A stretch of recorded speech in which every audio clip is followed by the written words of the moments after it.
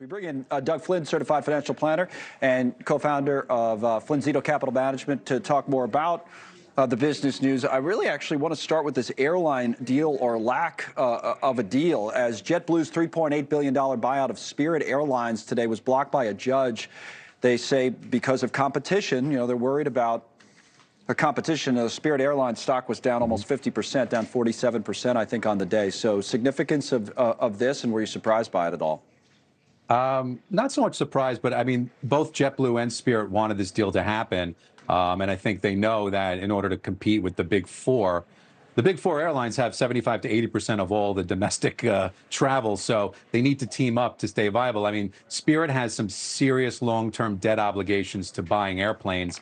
They may not make it. So while this is a short-term win for the Biden administration from the standpoint of by not knocking them out, maybe fares stay a little lower, that only works for as long as they're in business. If they go out, things are going to get even more expensive than they would have had they let this go through. So perhaps this is a short-term win that they want to just have.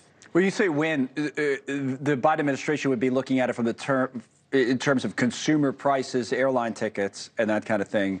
But yes, your point is, if we have fewer airlines, it doesn't matter. Is Spirit really that close to going out?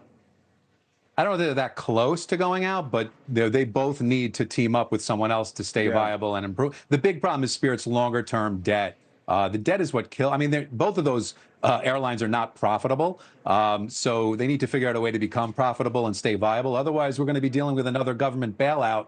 But I think that's what this administration is doing, is just saying, let's kick all that down the road. In the short term, they are keeping fares a little lower because Spirit does have lower costs, but maybe they have to have lower costs because of that quality product that they put out. They are one of the worst rated airlines in the United States. Yeah, they are. That is the facts of the matter. I want to talk about Tesla for a moment after the headline about Elon Musk wanting more control in terms of the amount of stock for Tesla. The report was he's angling to get 25% voting control, owns about 13% of the stock right now. What's going on here, do you think, with Elon Musk and Tesla?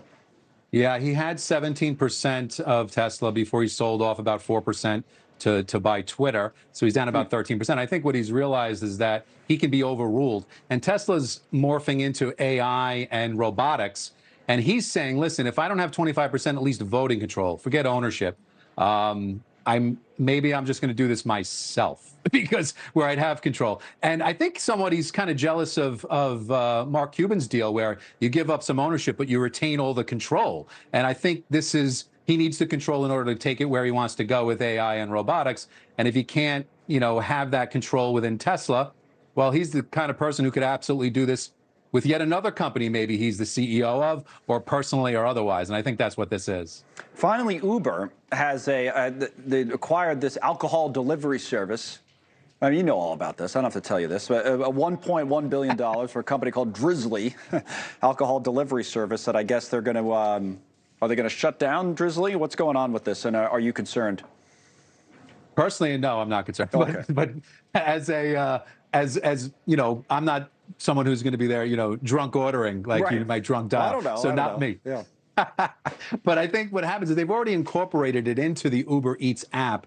And what they're saying is we don't need yet another app. There's a lot of overlap on people who have Drizly and Uber Eats. And they really want to drive everybody to one app, whether you want a car, whether you want food, whether you want get booze. It all. Get everything. Well, don't get the car. You don't want, well, as long as someone else is driving it, though. As an Uber driver driving it, I guess it makes sense. Okay. So, yeah, putting it all together. Because Uber Eats is, sometimes in a separate app, but now they're trying to integrate everything into one. I guess that makes sense. And the final topic is Apple.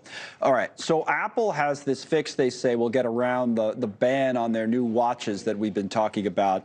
And I guess they've redesigned it so they don't have that scanner that measures the oxygen concentration in your bloodstream. So does this solve the problem for everybody with the new Apple Watch? Or? It does if it gets around. If they've sort of gotten approval that if they take this out, they can sell the watches. I mean, it already is the most popular watch in the world. So they want to keep selling. The big problem is they've sold it as sort of a life-saving device, and this makes it less so of that. If you remove the oximeter is what I had to look up how you say that, but that's the word of what that does because of that patent problem.